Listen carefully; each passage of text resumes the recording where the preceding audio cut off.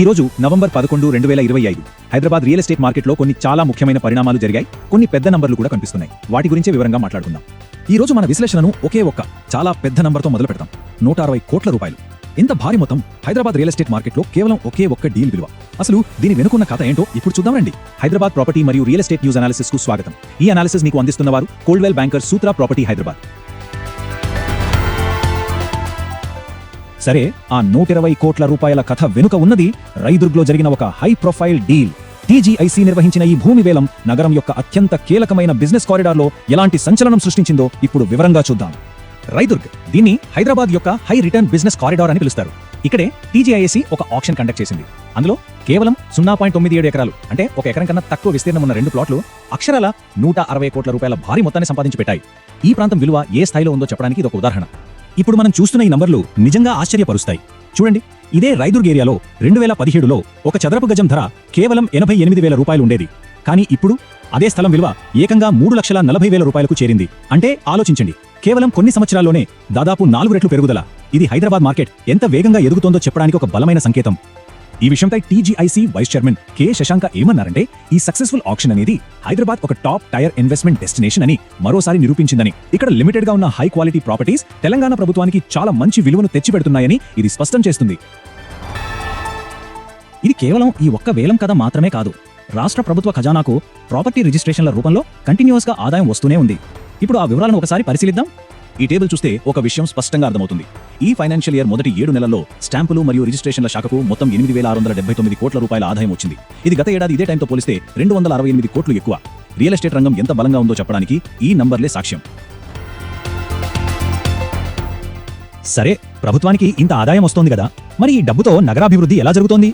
Hyderabad development ఇంజన్ను ముందుకు నడిపిస్తున్న 2 కీలకమైన రంగాలు ఇన్ఫ్రాస్ట్రక్చర్ మరియు ఐటీ. హైదరాబాద్ నగరానికి త్వరలోనే మరో కొత్త ఐకాన్ రాబోతోంది. అదే మీరాలం ఐకానిక్ బ్రిడ్జ్. దాదాపు 319 కోట్ల రూపాయల ఖర్చుతో 2.5 కిలోమీటర్ల పొడవుతో దీన్ని నిర్మిస్తున్నారు. దీని ముఖ్య ఉద్దేశ్యం బెంగళూరు హైవేకి కనెక్టివిటీ ఇవ్వడం, తద్వారా టూరిజంను పెంచడంతో పాటు ట్రాఫిక్ సమస్యను కూడా తగ్గించడం. ఇక కార్పొరేట్ ఇన్వెస్ట్మెంట్ల విషయానికొస్తే, యుఎస్ కి చెందిన ఒక ప్రముఖ ఏఐ మరియు సైబర్ సెక్యూరిటీ సంస్థ సోనటైప్ హైటెక్ సిటీలో తమ గ్లోబల్ కేపబిలిటీ సెంటర్ అంటే జీసీసీని స్టార్ట్ చేసింది. సింపుల్ గా చెప్పాలంటే వాళ్ళ గ్లోబల్ ఆపరేషన్స్ కి ఇదొక హబ్ అన్నమాట. 2026 కల్లా ఇక్కడ 200కు పైగా హైటెక్ ఉద్యోగాలు రాబోతున్నాయి. దీనితో హైదరాబాద్ దాదాపు 500 జీసీసీల మార్కుకు దగ్గరవుతుంది. ఇది గ్లోబల్ టాలెంట్ హబ్ గా మన నగరం పొజిషన్ ని మరింత బలోపేతం చేస్తోంది. ఇప్పటిదాకా మనం హైదరాబాద్ లోకల్ డెవలప్మెంట్స్ గురించి మాట్లాడుకున్నాం. ఇప్పుడు ఈ మొత్తం చిత్రాన్ని దేశవ్యాప్తంగా ఉన్న రియల్ ఎస్టేట్ ట్రెండ్స్ తో కలిపి చూద్దాం. దీనికోసం మనం ఎన్ఆర్ఓక్ రిపోర్ట్ ను పరిశీలిద్దాం.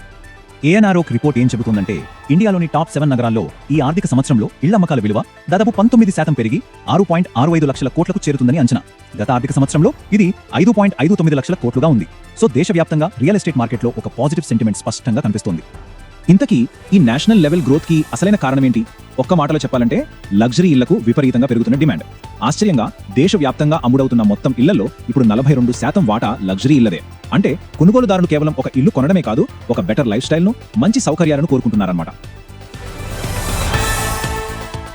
ఓకే, ఈ రోజు మనం చర్చించుకున్న ఈ విషయాలన్నింటి నుండి మనం గుర్తుంచుకోవాల్సిన కీలకమైన అంశాలేంటో ఒకసారి చూద్దాం. మొదటిది investor confidence.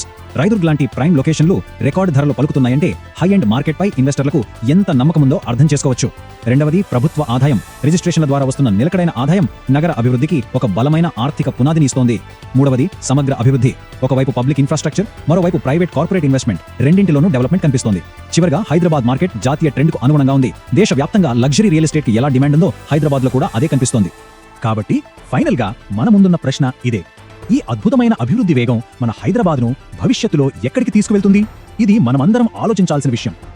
Thanks for listening. Property మరియు రియల్ ఎస్టేట్ సెక్టర్ను ప్రభావితం చేసే వార్తలు, అలాగే హైదరాబాద్ మరియు పరిసర ప్రాంతాల్లోని లివింగ్ క్వాలిటీపై ప్రభావం చూపే అప్డేట్స్ను మా ఎక్స్పర్ట్ క్యూరేటెడ్ న్యూస్ ఇన్సైట్స్ ద్వారా తెలుసుకుంటూ ఉండండి.